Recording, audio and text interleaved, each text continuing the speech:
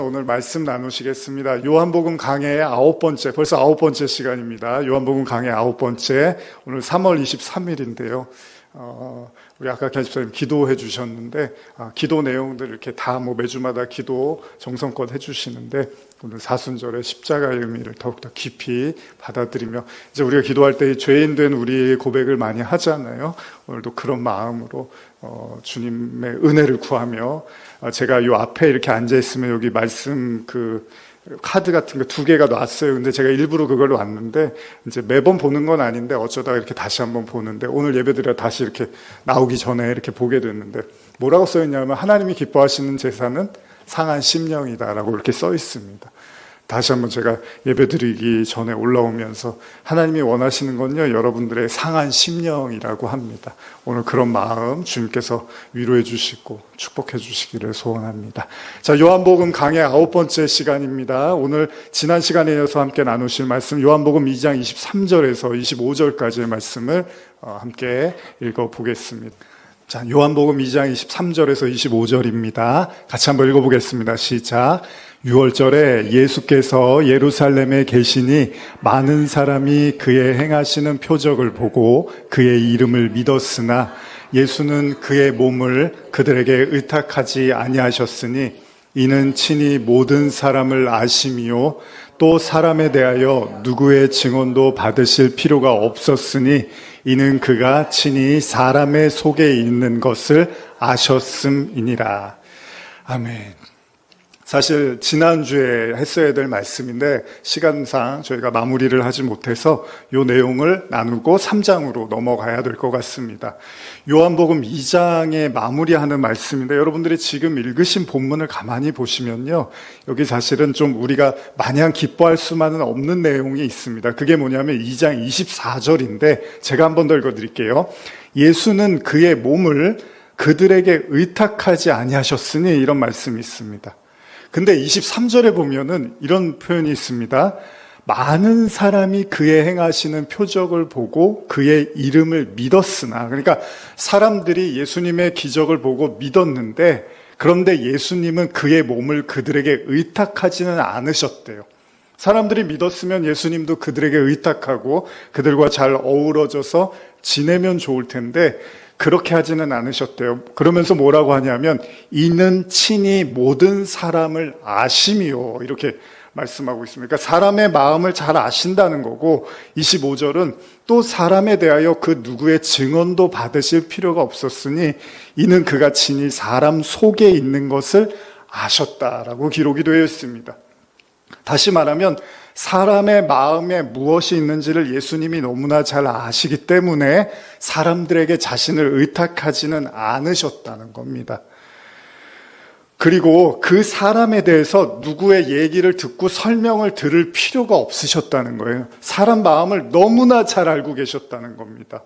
우리가 예배를 드리면서 혼돈하거나 망각하지 말아야 될 것 중에 하나가, 하나님은 인간의 마음을 아주 그냥 너무나 꿰뚫어 보신다는 겁니다. 여러분과 제 마음을 그냥 너무 세세한 것까지도 다 아시는 분이라는 거죠. 그래서 예수님도 말씀하시는 거예요. 그 누구의 증언, 사람에 대해서 나한테 설명하지 말라는 거예요. 사람에 대해서 나한테 얘기할 필요가 없다는 거예요. 나는 사람에 대해서 너무나 잘 안다는 거예요.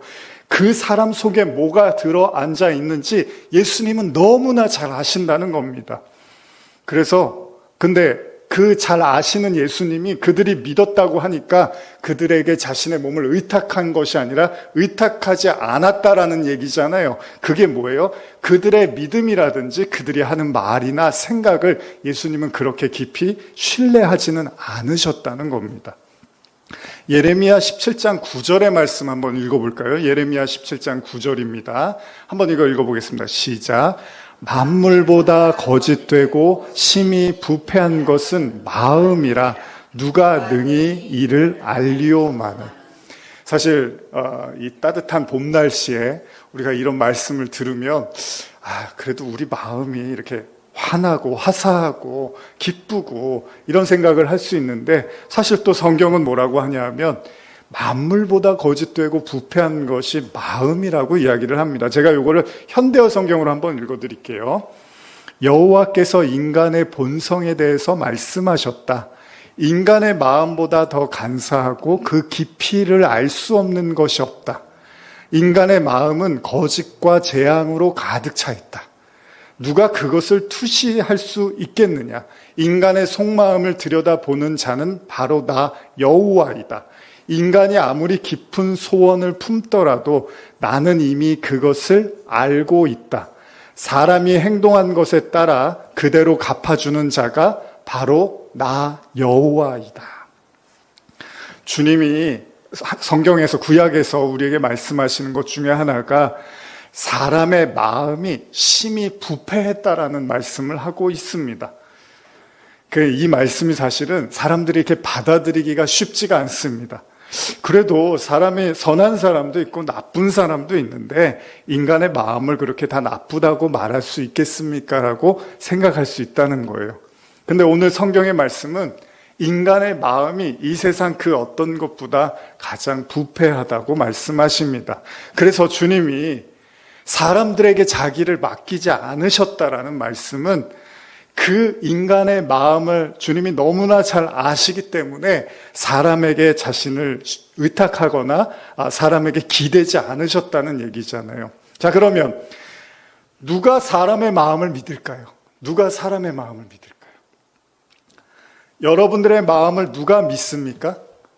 우리 자신이잖아요. 내 마음, 여러분들의 마음을 가장 믿고 신뢰하고 따르는 건 우리 자신입니다. 예수님은 우리의 마음을 절대 의지하지 않습니다. 의탁하지 않습니다. 그런데 우리는 우리 마음을 전적으로 의지하고 신뢰하는 경우들이 있습니다. 사실 이게 영적 전쟁입니다. 영적 전쟁은 다른 게 아닙니다. 내가 나를 믿을 것인가, 내가 하나님을 믿을 것인가에 이 싸움을 하는 거예요. 이 끊임없는 싸움이 바로 요한계시록에 나타나고 있는 싸움 중에 하나고, 그걸 다른 말로 뭐라고 하죠? 예수님이 자기를 부인하고 자기 십자가를 지고라고 말씀하신 게 내 마음을 부정하고 하나님의 마음을 의탁하는 것, 의지하는 것, 이 싸움을 저와 여러분들이 계속 해나가는 것입니다. 사순절은 바로 그런 의미에서 우리가 십자가를 묵상하는 것이라고 볼 수 있겠죠.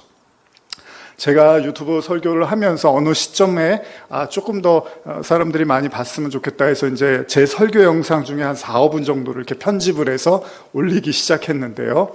제가 그 설교 영상을 올리면서 좀 사람들이 많이 이렇게 관심 있게 봤던 그 영상이 하나 있습니다.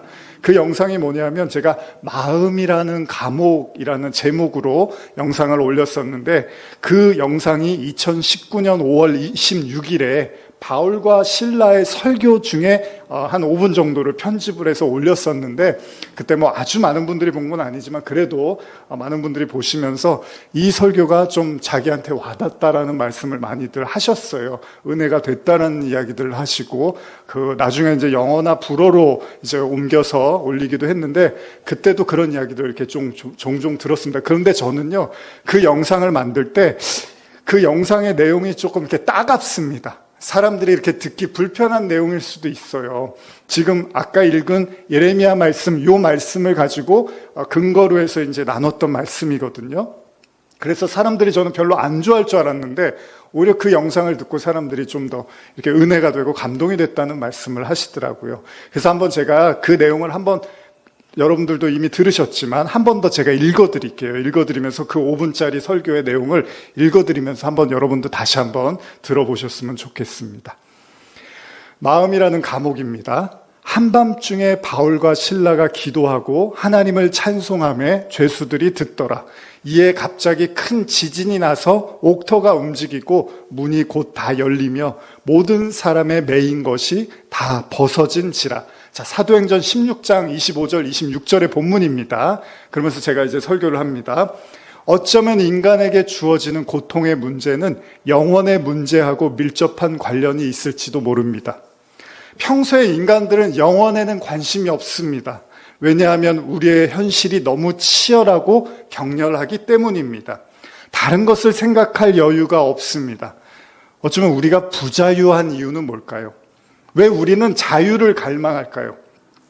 우리가 부자유한 이유는 우리 마음이 원하는 걸 다 하지 못해서가 아니라, 어쩌면 우리 마음이 시키는 대로만 하기 때문에 우리가 더 힘들지도 모른다는 거예요.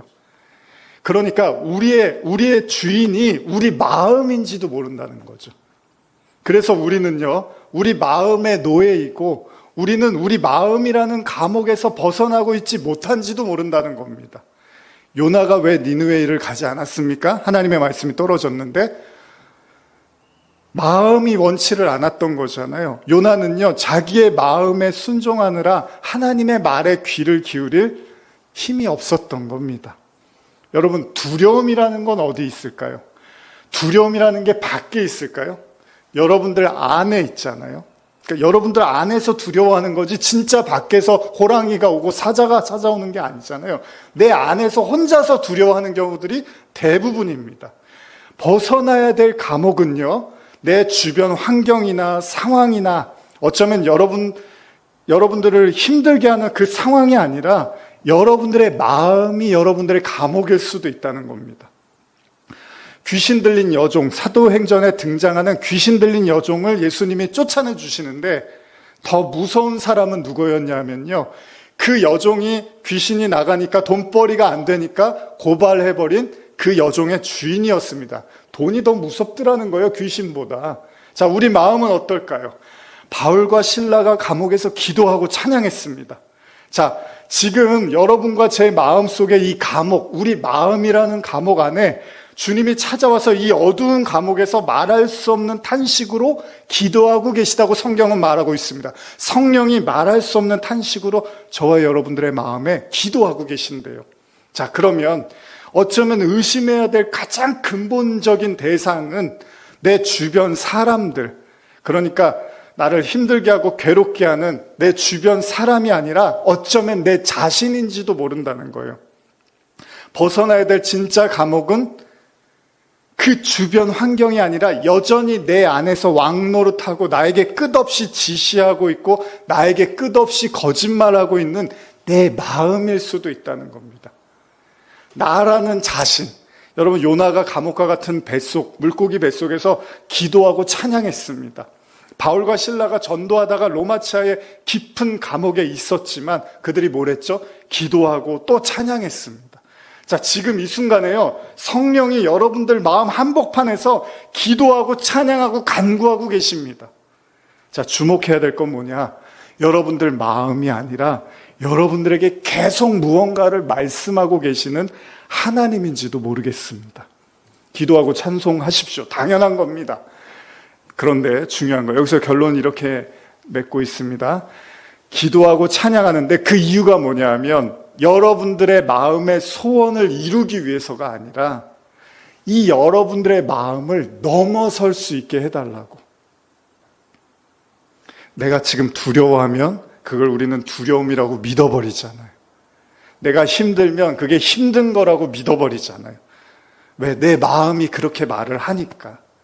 그런데 이 마음은요, 성경에서 지금 읽은 본문처럼 이미 오래전에 망가져버리고 부패한 마음이라고 성경은 말하고 있다는 거예요.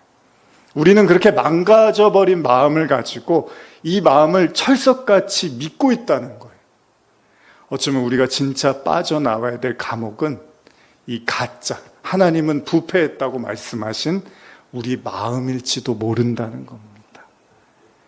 이게 그때 이제 제가 만들었던 영상의 내용이고 여러분들도 잘 아실 겁니다. 여러분, 고장난 시계를 가지고 다니면서 그 시계가 맞는 줄 알고 매일 그 고장난 시계를 바라보고 있으면 안 되잖아요. 우리 마음도 사실 일정 부분은 부패하고 타락하고 고장났다고 하나님 말씀하십니다. 사실 칼빈은 완전히 전적인 타락을 이야기하니까 인간의 마음 자체가 완전히 부패했다고 이야기를 하는 거죠. 자, 여러분들은 마음의 소리에 귀를 기울이십니까? 하나님의 말씀에 귀를 기울이십니까? 주님은 말씀하십니다. 나는 인간의 마음 안에 뭐가 있는지를 너무 잘 알아서 그들에게 나를 의탁하지 않겠다고 말씀하십니다. 여러분, 저도 그렇고 이 사순절 보내면서 우리가 절대 착각하지 말아야 될 것, 여러분들의 마음의 소리가 꼭 하나님의 이끄심이 아닐 수도 있다는 겁니다. 여러분들에게 찾아오는 두려움과 불안과 걱정과 공포와 미래에 대한 앞날에 대한 막연한 이 모든 생각들과 마음들이 사실은 고장난 마음에서 계속 나타나는 증상일 수도 있습니다. 물건이 고장나면 잡음이 생기잖아요. 시끄럽게 하잖아요. 우리 마음이 번잡하고 시끄럽고 번뇌한다는 건 이 고장난 마음이라는 것을 보여주고 있는지도 몰라요. 성령은 어떻게 보면 심플합니다. 명확합니다. 분명합니다. 특별히 신앙은요, 여러분, 죽음과 떨어져서 이야기할 수 없다고 하잖아요. 그 중에 하나가, 우리가 정말 확실하게 믿어야 되는 것 중에 하나가 하나님이 우리에게 주신 구원과 영생에 대한 확신입니다. 여러분과 제 인생에 죽음이 왕노릇하게 내버려 두지 마시라는 거예요. 두려움이 여러분과 제 인생에 왕노릇하게 내버려 두지 마시라는 겁니다. 걱정이 여러분과 제 인생에 왕노릇하게 내버려 두지 마시라는 겁니다. 그 왕노릇하게 하는 건 우리 마음입니다. 이 마음에 착 달라붙어서 우리에게 지시하는 거예요. 무섭지, 두렵지, 하지 마. 멈춰 있어. 이렇게 계속해서 우리를 조장하고 우리를 컨트롤하려고 한다라는 겁니다. 여러분, 오늘 이 말씀을 잠깐 나누면서 여러분들의 마음을 이렇게 내려놓으십시오. 이 마음은 믿을 게 못 됩니다. 하나님의 은혜, 말씀으로 새로워져야 하는 것입니다. 그렇게 되기를 축복합니다. 계속해서 요한복음 3장 1절에서 3절 읽겠습니다. 이제 3장으로 넘어가겠습니다. 시작. 그런데 바리새인 중에 니고데모라 하는 사람이 있으니 유대인의 지도자라. 그가 밤에 예수께 와서 이르되 라비어, 우리가 당신은 하나님께로부터 오신 선생인 줄 아나이다. 하나님이 함께 하시지 아니하시면 당신이 행하시는 이 표적을 아무도 할 수 없었음이니이다. 예수께서 대답하여 이르시되 진실로 진실로 내게 이르노니 사람이 거듭나지 아니하면 하나님의 나라를 볼 수 없느니라. 아멘. 아주 크게 읽어주셔서 감사합니다. 오늘 그 유명한 거듭남에 대한 말씀을 예수님이 하시는 장면입니다. 사실 이 거듭남은 요한복음만 있습니다. 다른 복음서에는 니고데모와 예수님과의 대화가 나타나고 있지 않습니다. 그만큼 요한복음이 어떻게 보면 빛을 발하는 순간 중에 하나라고 볼 수 있겠습니다. 자, 거듭남이 뭘까요? 거듭남. 자, 여러분들은 거듭나셨나요? 거듭남. 하도 그냥 엄청 하는 이야기 중에 하나잖아요. 교회에서 또 말씀 전할 때 여러분들이 보고 들었던 수많은 설교 중에 나타났던 말씀이기도 한데, 거듭난다는 게 뭘까? 여러분들은 거듭나셨나요? 어떤 경우에 이제 우리가 보통 이런 생각을 하는데요. 진짜 못되게 산 사람, 진짜 나쁜 사람, 개차반이라고 불릴 정도로 손가락질 받는 사람이 어떤 계기를 통해서 착한 사람으로 변했어요. 저 사람 거듭났다라고 이야기를 합니다. 아니면 담배나 술이나 또 도박이라든지 기타 등등 끊어야 되는데 끊지 못하고 심각하게 중독되어 있던 사람이 그걸 갑자기 하루아침에 딱 끊고 새롭게 출발하는 모습을 보면 저 사람 거듭났다라는 이야기를 하기도 합니다. 왜 그러냐 하면요, 사람이 너무 안 변하잖아요. 이제 저보다 어르신들이 잘 알잖아요. 사람이 안 변하잖아요. 그게 뭐라 그러죠? 사람은 고쳐 쓰는 게 아니야. 이제 이런 이야기도 한단 말이에요. 똑같다는 거예요. 10살, 20살, 30살, 50살, 70살, 80살. 사람은 안 변한다는 거잖아요. 그래서 3살 버릇 80까지 간다. 이런 말까지 하는 거잖아요.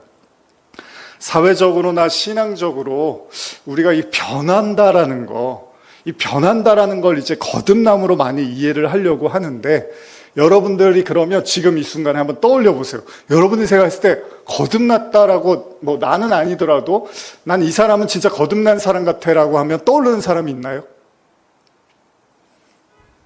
여러분들 주변에 이 사람 정도면 거듭난 사람 아니야? 저는 아닌가요? 없나요, 여러분들 주변에? 거듭났다. 도대체 거듭났다는 게 무슨 말일까요? 뭐 말은 좋아요. 뭐 물과 성령으로 거듭나야 된다. 하나님의 자녀로 거듭나야 된다고 하는데 도대체 거듭났다는 말이 뭘까? 만약에 여러분 이런 생각 한번 해볼까요? 아까처럼 못된 사람이 착한 사람으로 중독된 사람이 이제 새 삶을 살고 이런 걸로 우리가 거듭남을 이해한다면, 그러면요, 원래 착한 사람 있잖아요. 진짜 법 없이도 사는 사람들, 여러분들이 삶에서 사회에서 만나시는 그런 분들 있잖아요. 정말 착하고 정말로 흠잡을 데 없는 사람이 있는데 돈에 대한 욕심도 없고 남한테 끊임없이 퍼주고 인사도 잘하고 따뜻하고 예의 바르고 어려울 때 도와주고 이런 사람이 있는데, 그런 사람은 그럼 어떻게 해야지 거듭나는 거죠? 원래 착한 사람이 거듭났다는 거는 무슨 얘기일까요? 사실 이런 사람들은 교회가 아니어도요, 사회에서도 많습니다. 여러분들 주변에도 찾아보면 법 없이 살 사람들이 많이 있어요. 그러면 그 사람들이 거듭났다는 건 어떻게 증명이 될까요? 그래서 사실 성도들이요, 좀 욕을 먹는 것 중에 하나가, 교회가 욕 먹는 것 중에 하나가, 세상 사람들이 봤을 때 세상 사람들보다도 교회 다니는 사람들이 더 못하다라는 생각을 굉장히 많이 하잖아요. 아니, 교회 안 다니는 사람도 저렇게 착하고 교회 안 다니는 사람도 저렇게 욕심이 없는데 어떻게 교회 다니는 사람들은 다 하나같이 저 모양이야 라고 이제 앞으로도 더 많이 들을 겁니다. 우리는 그런 얘기를. 그럼 도대체 거듭났다라는 게 뭘까? 거듭났다라는 거, 우리가 인격적으로나 습관적으로 급격한 변화를 가질 때 우리가 거듭났다라는 생각을 하기도 하는데, 기독교에서 말하는 거듭남이라는 게 도대체 뭘까? 그렇죠? 여러분들도 한번 다시 생각해 보셨으면 좋겠어요. 우리가 믿음을 강조하잖아요, 기독교에서는. 근데 믿음을 강조할 때 중요한 메시지 하나가 뭐냐 하면, 선행만 가지고는 구원받을 수 없다라는 것이 우리가 알고 있는 구원에 대한 믿음이죠. 그러니까 아무리 착해도 믿음이 없으면 구원을 못 받는다는 거잖아요. 그러니까 착한 걸로 거듭나는 건 아니라는 얘기예요. 여러분들이 뭐 공자처럼 산다 하더라도, 정말로 대단한, 정말로 학식 있고 교양 있고 정말로 인격 좋고 이런 사람이라 할지라도 그걸로 기독교에서 말하는 구원에 이를 수는 없다는 거잖아요. 자, 그럼 또 묻는 거예요. 그럼 도대체 거듭났다는 게 뭘까? 자, 이런 이야기를 반증이라도 하는 것처럼 오늘 성경에는 니고데모라는 사람이 등장을 합니다. 니고데모. 자, 그러면 니고데모를 제가 설명 안 해드려도 여러분들이 이미 추측을 하겠죠. 니고데모를 예수님이 거듭남을 설명하실 건데, 니고데모가 못되고 욕심이 많고 악한 사람일까요? 아니겠죠. 착하고 신앙심이 좋고 욕심이 없는 사람일 거예요. 그런데 그 사람이 예수님께 와서 이제 거듭남을 예수님이 설명해 준다는 겁니다. 근데 그게 뭐냐 하면요, 예수님이 니고데모를 보시고 하시는 말씀이 요한복음 3장 3절인데 한 번 더 읽어볼까요? 시작. 예수께서 대답하여 이르시되 진실로 진실로 내게 이르노니 사람이 거듭나지 아니하면 하나님의 나라를 볼 수 없느니라. 자, 놀라운 사실은 니고데모가 예수님께 찾아오는 것이 결코 쉬운 일은 아니었습니다. 니고데모가 예수님께 찾아오려면 유대인들의 눈치를 봐야 되고 유대인의 지도자였단 말이에요. 유대인들이 싫어했어요, 예수님을. 그런데 그 예수님께 오려면 보통의 어떤 담대함이나 용기가 필요했던 게 아니에요. 그런데 그 니고데모가 예수님께 와서 예수님과 대화를 하고 싶었던 거예요. 어떻게 예수님과 하나님에 대한 이야기를 나누면서 좀 더 깊이 있는 신앙을 나누고 싶었는데, 예수님이 니고데모를 보시고 하시는 말씀이 사람이 거듭나지 않으면 하나님 나라를 볼 수 없다라는 이야기를 하십니다. 하나님 나라를 볼 수 없다라는 말이 뭐죠? 거듭나지 않으면 천국에 못 들어간다라는 이야기를 하신 겁니다. 자, 니고데모가 좋은 마음으로 다른 사람들이 다 지탄받을 걸 알면서도 눈치를 봐가면서도 그래도 몰래 예수님께 와서 예수님과 하나님에 대한 순수한 이야기를 나누고 싶어서 왔는데, 그렇게 어렵게 온 사람한테 예수님이 하신다는 말씀이 거듭나지 않으면 하나님 나라에 못 들어간다고 말씀을 하십니다. 자, 아까도 말씀드린 것처럼 착한 사람이 예수를 믿고 변해야지 우리는 거듭났다고 하는데, 그런데 여러분, 사실 이 이야기는요, 다른 종교나 다른 환경적 요인에서도 충분히 사람은 변하고 성숙할 수가 있잖아요. 그러니까 교회를 안 다녀도요, 여러분 갑자기 어떤 사랑하는 사람이 떠나거나 아니면 갑자기 큰 사고를 겪으면 사람이 180도 변하게 됩니다. 철도 들고 성숙해지는 경우도 있단 말이에요. 그런데 원래 착한 사람한테 거듭나라고 하는 거, 욕심도 없고 잘못 살지도 않았어요. 근데 예수님이 거듭나라고 하면 도대체 뭘 어떻게 하라는 거냐는 거예요. 니고데모를 잠깐 설명드리면요. 유대 사내들인 공회 70인 장로회 일원입니다. 그러니까 굉장히 존경받는 사람이고 권위 있는 사람이었어요. 매우 부유했습니다. 그리고 바리새인으로서도 상당히 존경을 많이 받고 있었던 사람인데 예수님께 찾아온 거예요. 그것만으로 예수님이 오히려 아이고 어떻게 여기까지 발걸음하셨냐고 예수님이 오히려 칭찬하고 예수님이 섬겨줘야 되는데 예수님이 하신다는 말씀이 그래? 근데 나는 네가 아직 구원받을 어떤 요소도 없는 것 같아라고 이렇게 차갑게 말씀을 하신 거예요. 다시 말하면 니고데모가 정말로 청천벽력 같은 소리를 예수님께 들어버린 거예요. 사람이 거듭나지 않으면 하나님 나라를 볼 수 없다는 거예요. 니고데모 입장에서는 어떨까요? 이게 갑자기 이게 무슨 날벼락인가라는 생각이 들었겠죠. 계속 한번 읽어볼까요? 3장 4절에서 5절입니다. 시작. 니고데모가 이르되 사람이 늙으면 어떻게 날 수 있사옵나이까? 두 번째 모태에 들어갔다가 날 수 있사옵나이까? 예수께서 대답하시되 진실로 진실로 내게 이르노니 사람이 물과 성령으로 나지 아니하면 하나님 나라에 들어갈 수 없느니라. 여기서 예수님이 한 걸음 물러서실 줄 알았는데 그게 아닙니다. 더 명확하게 말씀하세요. 니고데모, 어떻게 사람이 늙어서 다시 태어날 수 있습니까? 그거는 불가능하지 않습니까? 내가 어머니 모태로 다시 들어갔다가 나올 수는 없습니다. 그러니까 예수님이 그렇지 하고 한 걸음 물러서실 줄 알았는데 더 명확하게 말씀하십니다. 여러분, 예수님이 진실로 진실로 이러면 아주 진리라는 거예요. 이거는 변함없는 틀림없는 얘기인데 예수님이 뭐라고 하시냐면 사람이 물과 성령으로 나지 아니하면 이번에는 볼 수 없다가 아니에요. 하나님 나라에 들어갈 수 없다고 말씀하십니다. 명확하게 말씀을 하십니다. 자, 이 정도 되면 니고데모가 한밤중에 날벼락을 받은 거예요. 왜 그렇죠? 한 번도 자기는 구원을 못 받을 거라는 상상도 해본 적이 없었거든요. 그런데 예수님이 하시는 말씀이 보자마자 그것도 거듭나야 된다고 말씀을 하신다는 거죠. 자, 그럼 이제 도대체 이게 무슨 말씀인가 우리가 생각을 해봐야 되는 거예요. 우리가 생각하는 구원과 하나님이 생각하시는 구원이 완전히 다를 수도 있다는 겁니다. 무슨 얘기입니까? 사람들은요, 그저 착하면은 구원받는다고 생각하잖아요. 제가 아시는 분들도 교회 잘 안 나오시지만 그런 생각을 하세요. 에이, 교회 열심히 다니고 못되게 사는 것보다 교회 안 다니고 착한 사람들이 구원받지. 여러분도 제가 이 말씀 드리면 어때요? 50%는 아마 그렇지라고 생각을 하실 거예요. 하도 못된 사람들이 많으니까 교회 안에. 그러니까 차라리 교회 안 다니고 착한 사람이 더 편해. 밥도 먹기도 좋고 얘기하기도 좋아. 근데 교회 다니는데 뭔가 불편한 사람들은 대화하기도 싫고 마주하고 싶지도 않은 거예요. 그런 게 있습니다. 왜요? 우리 마음속에 착한 사람이 그래도 구원과 가깝다는 이 마음을 우리가 가지고 있어요. 저나 여러분이 부정할 수는 없어요. 저도 마찬가지 아니겠습니까?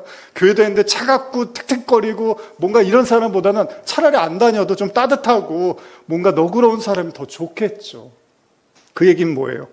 선한 게 좋은 거잖아요. 우리도 좋은 게 좋은 거라고 둥글뭉실한 사람이 좋은 거잖아요. 그럼 도대체 거듭난다는 게 뭐냐는 거예요. 착한 거하고는 또 다른 얘기라는 거잖아요.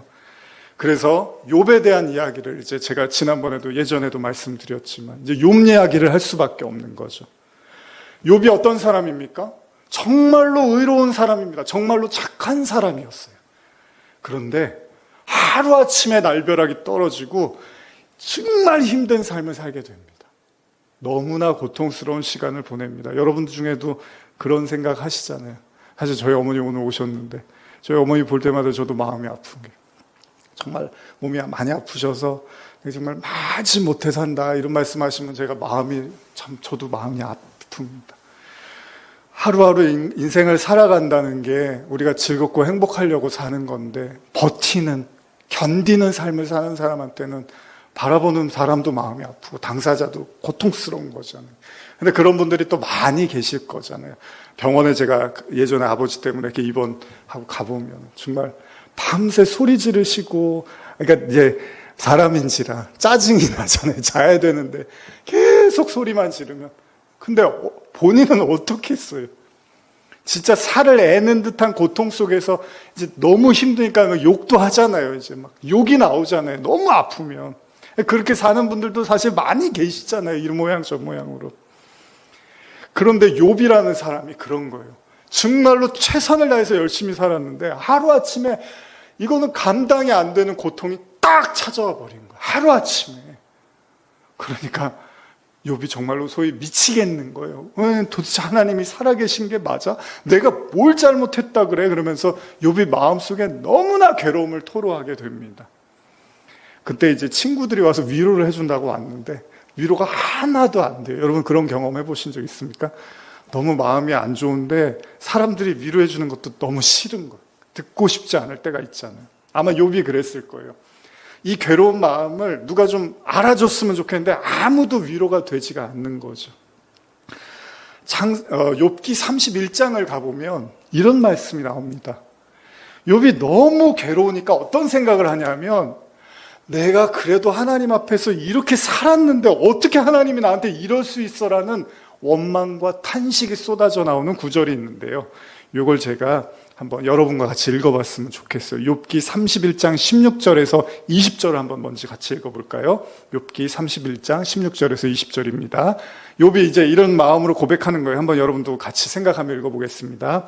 내가 가난한 사람의 소원을 들어주지 않았거나 과부의 눈으로 실망케 했던가, 나만 혼자 내 몫을 먹고 고아들과 나누어 먹지 않았던가, 실상은 내가 젊었을 때부터 아버지처럼 고아를 키워주었고 나면서부터 과부를 돌보아 주었다. 내가 옷이 없어 죽어가는 사람이나 덮을 것이 없는 궁핍함을 보고도 내 양털 이불로 그들을 따뜻하게 해주어서 그들이 진실로 나를 축복하지 않았던가. 29절에서 33절도 읽어보겠습니다. 다음입니다. 예. 내가 나를 미워하는 사람이 망한다고 기뻐하거나 그에게 닥친 고난을 흐뭇해한 적이 있는가? 실상 내가 그 영혼을 저주하며 내 입으로 죄 지은 적이 없다. 내 장막 안에 있는 사람들이 이렇게 말하지 않던가? 그가 주는 고기를 먹고 배부르지 않은 사람을 보았느냐라고. 그러나 내 집 문이 항상 열려 있었으므로 낯선 사람이라도 거리에서 밤을 지내지 않았다. 내가 아담처럼 내 악을 마음속에 숨겨 허물을 덮은 적이 있는가. 이게 너무 괴로우니까 욥이 내가 잘한 거가 생각이 나는 거예요. 내가 이런 고난을 당해야 되는 사람이 아니니까 나는 정말로 사람들 앞에서나 하나님 앞에 최선을 다해서 살았다는 거예요. 그렇기 때문에 지금 나에게 닥친 이 고난은 도저히 내가 납득이 어렵다는 겁니다. 여러분들도 혹시 지금 그런 마음의 고난, 환경의 고난이 있으십니까? 그럼 욥과 같은 이런 고백이 절로 나올 겁니다. 도대체 내가 뭘 잘못했습니까? 도대체 하나님께 섭섭하게 해드린 게 뭡니까? 내 죄가 도대체 뭐길래 내가 이런 어려움 속에 살아야 됩니까? 라는 생각을 할 수도 있을 것입니다. 지금 예수님이 니고데모에게 느닷없이 거듭나라고 말씀하십니다. 니고데모 역시도 아마 최고로 열심히 신앙과 그리고 사람들에게 최선을 다하는 삶을 살았을 것입니다. 그런데 그런 니고데모에게 예수님이 하신다는 말씀이 뭡니까? 거듭나라는 겁니다. 도대체 뭘 어떻게 하라는 이야기일까요? 제가 예전에도 말씀드렸지만요, 이런 이야기를 한번 하면서 한번 생각을 좀 더 깊이 해봤으면 좋겠는데, 사람 내면에 두 가지 깊은 생각이 있다고 말씀드렸습니다. 첫째는 뭐냐면 나는 다른 사람하고 다르다는 거예요. 나는 똑똑하고 잘났고 지혜롭고 나는 다른 사람과 다르다는 거예요. 두 번째는 뭐냐면 그래도 나는 선하다는 거예요. 여기 지금 앉아 계신 분들, 제가 그래도 여러분들 선하지 않습니까? 그러면 다 이렇게 속으로는 끄떡끄떡 하시, 그치, 나 정도 살았으면은 이 정도면 착하지라는 생각을 하실 수도 있습니다. 이건요, 여러분, 제가 생각했을 땐 모든 인간이 다 가지고 있는 생각이에요. 나는 다른 사람과 다르고 나는 그래도 선하다는 생각은 다르지 않습니다. 이 생각이 아마 당시 유대인들이 가졌던 선민 생각과 선민 사상과 거의 일치할 것입니다. 당시 유대인들이 어떤 생각을 가졌냐면요, 하나님이 선택하셨으니까 그들은 다른 민족보다 우월하다고 생각했고요. 하나님이 우리를 선하니까 선택했다고 믿었던 거예요. 그러니까 우리가 특별하고 선한 존재라고 생각을 했고, 그래서 예수님이 그들에게 찾아와서 회개하라고 심판을 얘기해도 그들은 받아들일 마음이 없었다는 것이죠. 아마 이런 생각은 오늘날도 크게 다르지가 않습니다. 나는 선하고 나는 남들과 다르다. 이것 때문에 싸우는 거잖아요, 지금 많은 사람들이. 내가 옳은 거고, 내가 선한 거고, 나는 다른 거고, 이런 거잖아요. 당시의 유대인들은요, 자신의 구원을 염려한 적이 없었습니다. 하나님이 택하셨기 때문에 구원받는 거에 대해서는 아무 문제도 없다고 생각을 했을 거예요. 아마 오늘날도 여러분 교회 어느 정도 오래 다니고 이런 사람들은 구원에 대해서 큰 염려를 하지 않을 거라고 생각을 합니다. 교회 이 정도 다녔으면 뭐 구원은 큰 문제는 아니고 그냥 복이나 이제 주셨으면 좋겠다는 생각도 할 것입니다. 그런데 예수님이 지금 뭐라 그러십니까?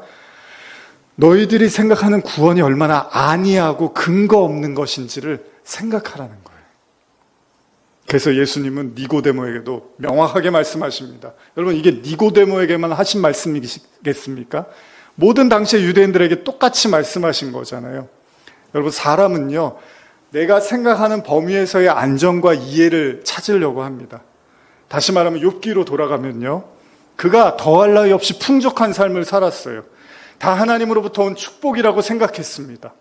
그래서 그는 더욱더 하나님 보시기에 의롭고 선하게 살면은 하나님이 나를 축복해주고 구원해주는 데는 아무 문제도 없다고 생각을 했던 거예요. 그런데 어떻죠? 그렇게 열심히 의롭게 최선을 다해서 살았던 욥에게요, 송두리째 그의 삶을 흔들어버리는 고난이 오더라는 겁니다. 갑자기 찾아오는 고난들이 있잖아요. 전혀 상상도 못했던 고난들이 찾아옵니다, 인간에게. 이게 논리적이지도 않고요, 근거도 없습니다. 왜 이런 시련이 오는지 알 수가 없습니다. 멀쩡히 신앙생활을 열심히 해온 니고데모에게 갑자기 예수님이 넌 구원을 아직 받은 게 아니야 라고 말씀을 하셔요. 이게 뭡니까? 니고데모는 충격을 받는 거예요. 예수님 만나면. 제가 예전에 이런 말씀 드렸잖아요. 여러분들이 예수님을 만난다는 건 사실 다른 의미에서 충격도 받아야 되는 거죠.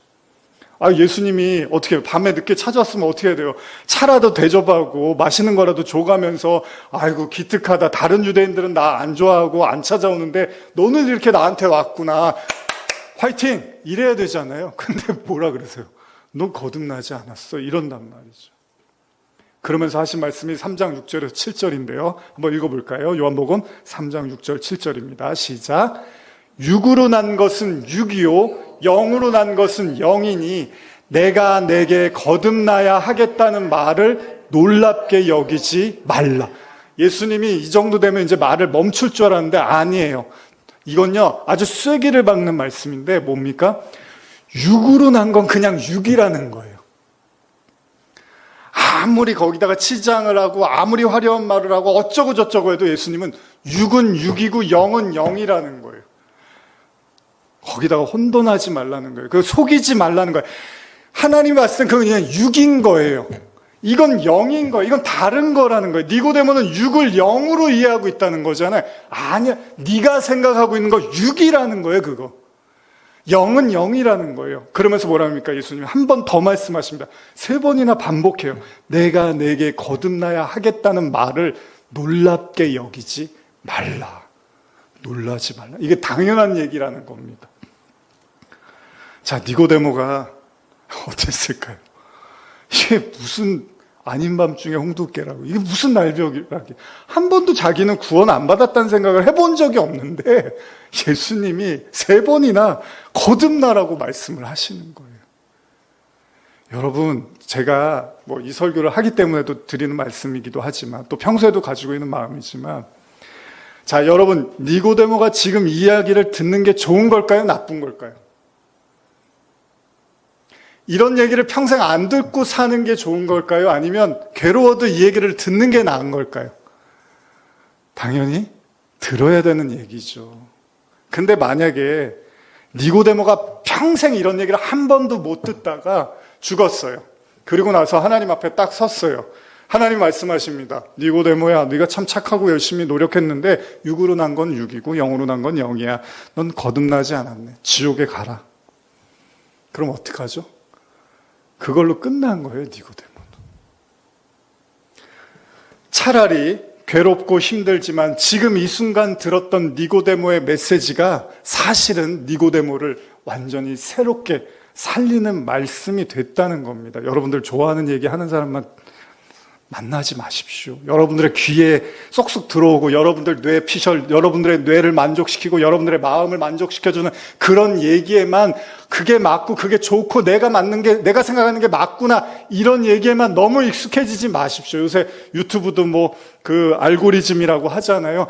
내가 보는 것만 계속 오는 거예요. 내가 좋아하는 것만 계속 들어오게 되는 거예요. 다른 거 못 보게 하고 다른 거 생각도 못 하게 합니다. 사람을 바보로 만들어 버려요. 근데 진짜는 뭡니까? 내가 불편하고 내가 듣고 싶지 않고 내가 받아들이고 싶지 않은 그런 이야기들에 대해서도 눈을 뜨고 생각을 할 수 있어야 되는 거잖아요. 근데 사람은 그렇지 않습니다. 내가 선하기 때문에 내 판단이 옳기 때문에 나를 만족시켜주는 말씀과 그 이야기에만 귀 기울이고 싶어 하는 거예요. 여러분들 칭찬하는 사람들 옆에만 있고 싶잖아요. 여러분들한테 따갑고 여러분들에게 비판하는 사람 얘기 안 듣고 싶잖아요. 이게 시간이 흐르고 나이가 들면 더 그렇습니다. 아예 딴청을 대요. 나한테 별로 듣고 싶지 않은 얘기하면 아예 딴 얘기라고 돌려버려요. 이게 사람 심리가 그렇습니다. 근데 진짜는 뭐죠? 그게 나한테 필요한 말씀일 수도 있는 거고 그게 나를 살리는 말씀일 수도 있는 거잖아요. 니고데모가 이 말씀을 듣고 심각하게 고뇌를 했을 것입니다. 그러나 좋습니다. 축복입니다. 왜냐하면 니고데모가 이런 얘기를 이 순간 들었기 때문에 니고데모는 자기의 구원에 대해서 진지하고 심각하게 생각했기 때문입니다. 가끔 제가 그런 생각을 해봅니다. 교회 오래 다녔으니까 구원받겠지? 그런 구원은 없습니다. 그런 구원을 예수님이 한 번도 말씀하신 적이 없습니다. 반드시 뭐라고 말씀하십니까? 물과 성령으로 거듭나라고 말씀하십니다. 그럼 여러분과 제가 최소한 구원에 관심이 있으면 여러분들이 고민을 해야 돼요. 도대체 이 말씀이 무슨 말씀입니까, 목사님? 내가 아무리 생각해도 모르겠습니다. 아니, 나는 구원 받은 줄 알았는데, 난 예수님만 믿으면 되는 줄 알았는데, 거듭나라고 하는 게 도대체 무슨 말씀인지를 저한테 와서 물으셔야 되는 거예요. 만약에 진짜로 이게 고민이 되고 고뇌가 되면, 아니면 여러분들 스스로가 끊임없이 기도하고 묻고 찾아야겠죠. 그게 구원에 대한 간절함이 있는 사람일 거 아니겠습니까? 여러분, 누가 자기의 길을 부정하고 자기의 노력을 저평가하고 자기의 신념을 송두리째 캐버리는 그런 이야기를 누가 듣고 싶겠습니까? 그런데 여러분, 기독교의 십자가가 그런 겁니다. 이 십자가라는 게 고약한 게요, 예수님까지도 어찌하여 나를 버리시냐라고 거기서 외치시더라는 거예요. 여러분, 예수님도 십자가에서 너무 괴로워서 하나님 왜 나를 버리십니까? 라고까지 말씀하셨습니다. 여러분들이 십자가를 진다는 거요, 자기를 부인한다는 거요, 절대로 간단한 문제가 아닙니다. 주님은 니고데모에게 육으로 난 건 육이라고 말씀하십니다. 쉽게 말씀드리면요, 사람에게 나온 건 다 육신적인 거라는 거예요.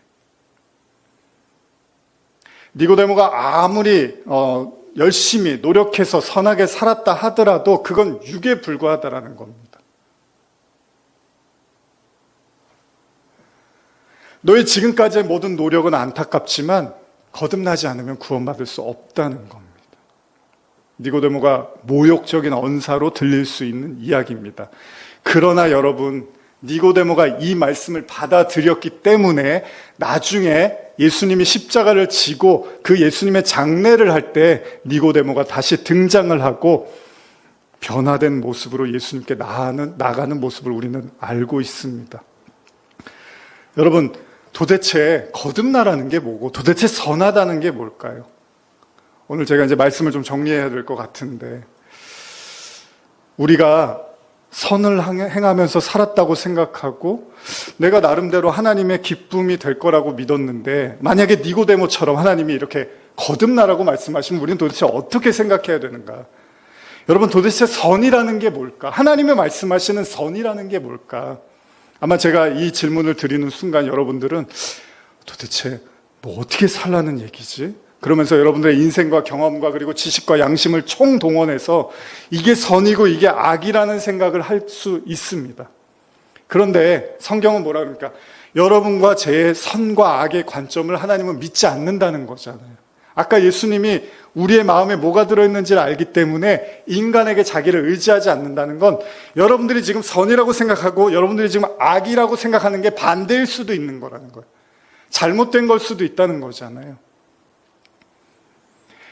우리의 선악의 판단이 이미 고장나 있기 때문에 우리가 보기에는 굉장히 선한 사람인데 하나님은 아주 악한 사람으로 볼 수도 있고요. 우리가 보기엔 굉장히 악한 사람인데 하나님은 선한 사람으로 볼 수도 있다는 겁니다. 어떤 사람 이런 사람 있잖아요, 여러분. 되게 큰 잘못을 지고도 아무렇지도 않아 하는 사람이 있어요. 진짜 누가 봐도 엄청난 잘못을 했는데 나는 잘못한 게 없다고 하는 사람이 있고, 또 어떤 사람은 별것도 아닌 잘못을 했는데 무슨 죽을 죄를 진 것처럼 괴로워하는 사람이 있습니다. 그러니까 사람마다 다 틀려요. 근데 자기는 그게 괴로워하고, 어떤 사람은 큰 죄를 지고도 아무렇지도 않아 해요. 이게 인간의 마음이 이렇게 고장나 있어서 이렇게 우후죽순한 거예요. 아무데나 튀는 거예요, 사람 마음. 죄책감 때문에 괴로워하는 사람들 있잖아요. 죄 짓고 그거 못 잊어서 괴로워하는 사람도 있고. 자, 그럼 도대체 선이라는 게 뭘까? 자, 로마서 말씀 7장 18절 말씀 한 번만 먼저 읽어보겠습니다. 시작. 내 속 곧 내 육신에 선한 것이 거하지 아니하는 줄을 아노니 원함은 내가 있으나 선을 행하는 것은 없노라. 자, 바울의 고백입니다. 바울이 하나님을 만나고 뭐라고 하냐면 자기 안에는 선이 없대요. 자기 안에, 육신 안에는 선한 것이 거하지를 않는 줄을 안다고 이야기를 합니다. 그러니까 그렇게 하고 싶은데 그게 안 된대요. 자기 선이 없다 보니까. 자, 그리고 이제 10장 17절을 한번 읽어보겠습니다. 마가복음 10장 17절 18절입니다. 시작. 예수께서 길에 나가실새 한 사람이 달려와서 꿇어 앉아 묻저되 선한 선생님이여 내가 무엇을 하여야 영생을 얻으리이까? 예수께서 이르시되 내가 어찌하여 나를 선하다 일컫느냐? 하나님 한 분 외에는 선한 이가 없느니라. 굉장히 중요한 말씀이고 반복하는 말씀입니다. 예수님을 향해서 선한 선생이여라고 묻는 어떤 사람에게 예수님 말씀하십니다. 네가 왜 나를 선하다고 하냐? 하나님 한 분 외에는 선한 이가 없다라고 얘기해요. 여러분, 예수님 선하지 않아요? 근데 예수님조차도 자기가 선하지 않고 하나님이 선하시다고 말씀하십니다. 자, 이제 마무리할게요. 시간이 제가 없어서. 여러분과 제가요, 이 거듭남을 이야기할 때, 그리고 선하다라는 걸 이야기할 때 우리가 반드시 기억해야 될 건 어떤 인간도 선을 가지고 있는 인간은 단 한 사람도 없다는 겁니다. 일단 성경이 말하는 선은요, 하나님만 선하다는 거예요. 하나님만. 그래서 여러분과 제가 선악과의 죄로부터 벗어난다는 게 이게 거듭나는 거죠. 그게 뭐냐면 내가 믿고 있는 선과 내가 믿고 있는 악을요, 그게 선이고 선이고 이게 악이다라고 믿는 것으로부터 벗어나서 하나님이 선하다라는 것을 받아들이는데 어떻게 받아들여요? 하나님의 말씀으로 받아들이는 겁니다. 그 하나님의 말씀, 그게 선악과에서 생명나무를 먹었다는 거예요, 여러분. 하나님의 말씀이 내 안에 양식이 돼서 그걸로 선을 이해하고 선을 행하는 것을 선하다고 하는 겁니다. 그걸 거듭났다고 하는 거예요. 물과 성령은 말씀이기도 합니다, 다른 말로. 다시 말하면 이렇게 말해도 사실 이게 도식적이잖아요. 무슨 공식 같잖아요. 근데 쉽게 이해하면 여러분들 마음을 믿지 마십시오. 여러분들의 마음과 생각을 너무 의지하고 믿지 마십시오. 거기에 끌려다니지 마십시오. 거기에 노예로 살지 마시고 천국이 있는 거야, 없는 거야, 하나님이 계신 거야, 안 계신 거야, 이런 우리가 많은 의심들을 하잖아요. 근데 그렇게 생각하는 나를 믿지 말라는 거예요. 그렇게 생각. 내가 앞으로 잘 될 거야, 못 될 거야, 도대체 나는 왜 이 모양 이 꼴로 살아야 돼? 라고 말하는 그 나를 믿지 말라는 거죠. 그리고 하나님의 말씀을 믿으라는 거예요. 받아들이라는 겁니다. 그게 선이라는 거예요, 그게. 그래서 예수님이 뭐라고 하십니까? 왜 나를 선하다고 하느냐? 하나님이 선한 거야. 이게 진짜 선이라는 거예요. 그러면 여러분들의 마음으로부터 벗어날 수 있는 거예요. 여러분, 불안하고 두렵고 걱정 많고 근심 많고 원망과 그 많은 어떤 저주와 과거에 대한 후회와 여러 가지 생각들이 우리 마음속에 아주 복잡하게 다 자리 잡고 있잖아요. 그 마음을 너무 존중하지 마십시오.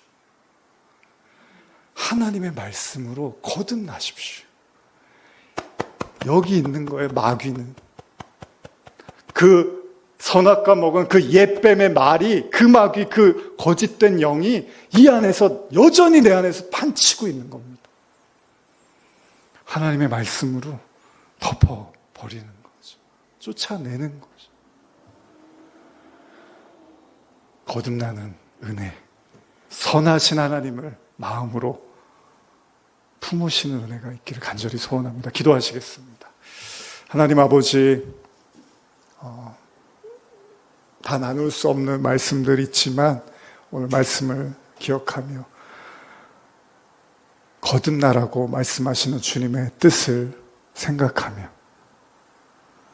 오늘 자고했던 마음들, 나를 의지했던 마음들, 내 마음과 생각에 너무나 몰입했던 우리의 그 마음들을 내려놓고 주님의 말씀이 우리의 영혼을, 우리의 생각을 덮어 주시기를 간절히 소원합니다.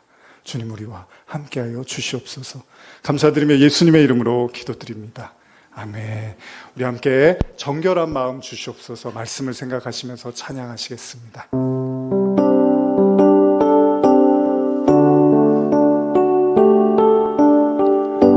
정결한 마음 주시옵소서. 정결한 마음 주시옵소서.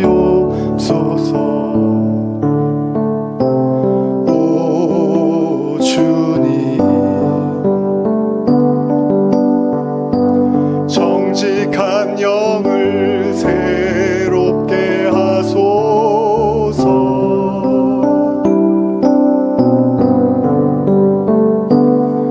정결한 마음 주시옵소서.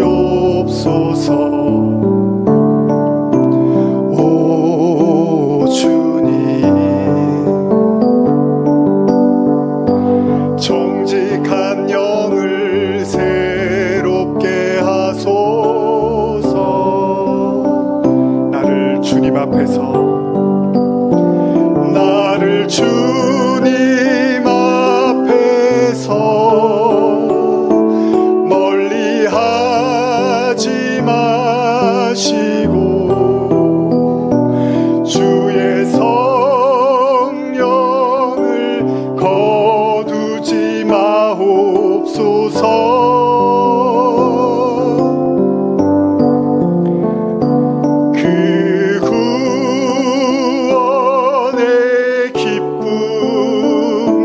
다시 회복시키시고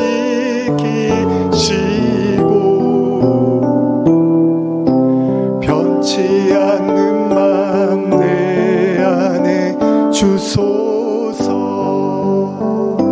잠깐 우리 기도하며 나아갈 때 우리 눈을 감고 진심으로 진지하게 마음에 손을 얹고 기도했으면 좋겠습니다. 나는 내 마음의 소리에 더 귀를 기울입니까? 하나님의 말씀에 귀를 기울이는 사람입니까?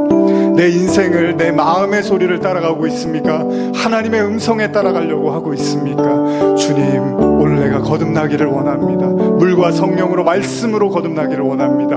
내 마음을, 부패한 마음을 버리고 주님의 은혜로 새롭게 해달라고 우리 함께 기도하시겠습니다.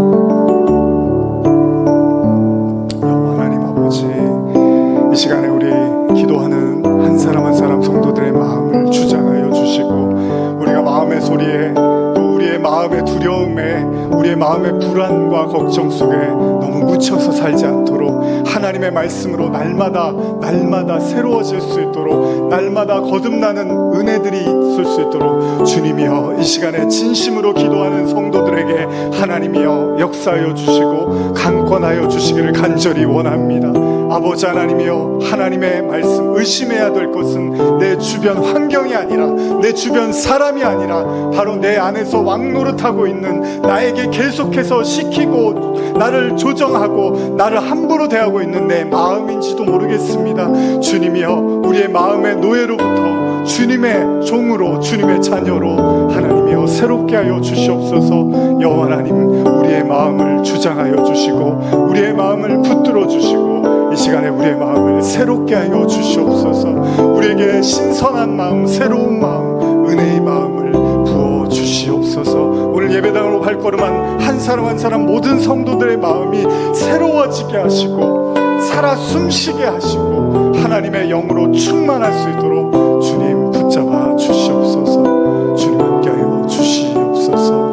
오 주님, 나를 주님 앞에서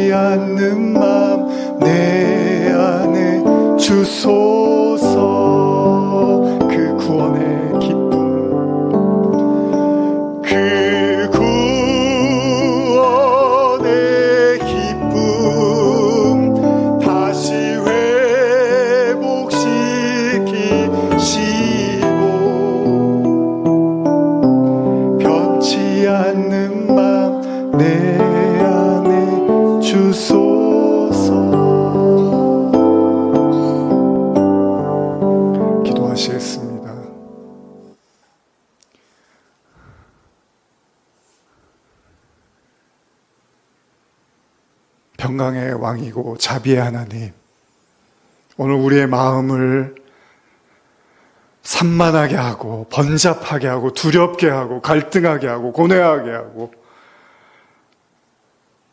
사분우열시키는 모든 어둠의 마음들, 어둠의 생각들, 두려움의 마음들, 이 시간 예수님의 영으로 하나님의 말씀으로 무너뜨려 주시고 오늘 우리의 마음에 하나님의 성전 되게 하시고 하나님의 말씀이 세워지게 하시고 하나님의 공의가 세워지게 하시고 하나님의 사랑이 세워지게 하시고 하나님의 은혜가 세워지게 하시고 하나님의 평강이 넘치게 하여 주시옵소서. 비관하지 않게 하시고 한탄하지 않게 하시고 괴로워만 하지 않게 하시고 소망 잃어버리지 않게 하시고 오직 하나님이 주신 소망과 믿음과 하나님의 나라만 우리 마음을 다스리게 하여 주시옵소서. 지금은 우리 주 예수 그리스도의 은혜와 하나님 아버지의 사랑과 성령의 교통하심이 육으로 난 것은 육이요 영으로 난 것은 영이니 내가 내게 거듭나게 해야겠다는 말을 놀라지 말라고 말씀하신 그 주님의 말씀 앞에 하나님이여 영으로 새롭게 하여 주시옵소서. 고백하며 기도하는 모든 성도들 머리 위에 지금부터 영원히 함께 있을지어다. 아멘.